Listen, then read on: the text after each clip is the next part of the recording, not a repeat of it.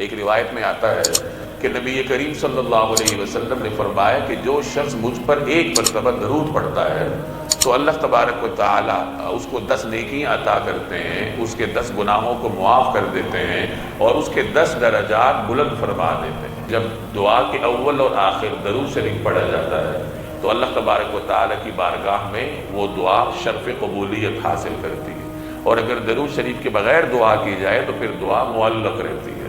کوشش کرنی چاہیے کہ اپنی دعاؤں میں درود شریف کو کثرت سے ورد کا اپنا معمول بنایا جائے، کیونکہ وہ تو ہر حال میں قبول ہے۔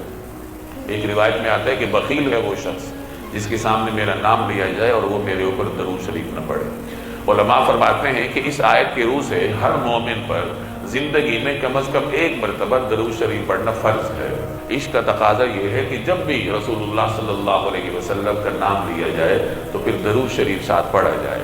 یہی صورتحال لکھنے کے بھی ہے کہ جب بھی آپ علیہ الصلوۃ والسلام کا اسم گرامی لکھا جائے تو ساتھ درود شریف لکھا جائے۔